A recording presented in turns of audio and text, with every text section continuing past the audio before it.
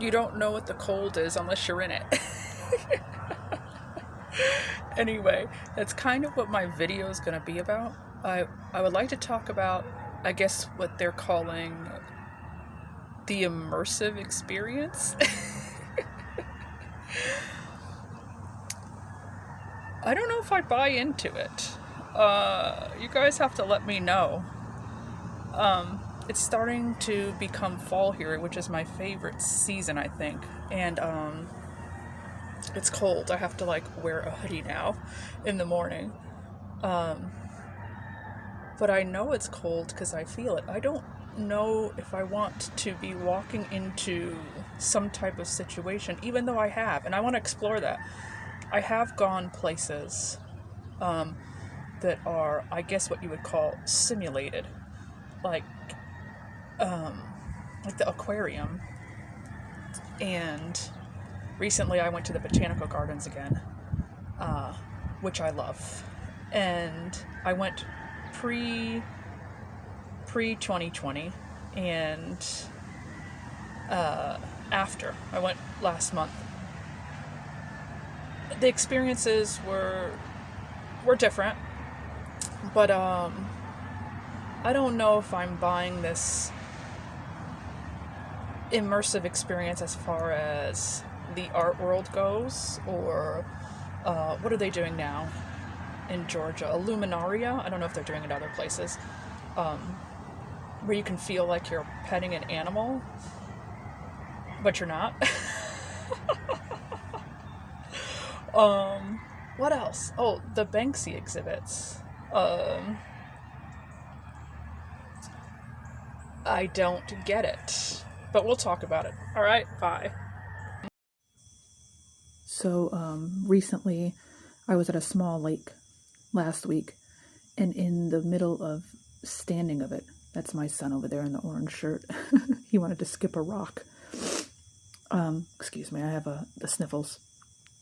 But anyway, I went to the lake last week, and I had this feeling of being in it. Not that I went swimming, but I mean the feeling of being part of the landscape in a real way. Not separate as only an observer. And typically the sensation happens when I'm writing, when I used to play music, or when I garden.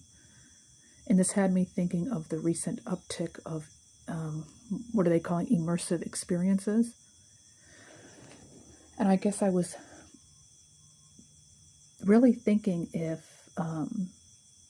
when people are attending these immersive experiences, do they really utilize as many senses as possible to have an optimal experience? And I don't know. It had me thinking about the trips that I've taken to the aquarium, and more recently about the botanical. Yeah, I think I went to the botanical garden. And, everything's beautiful.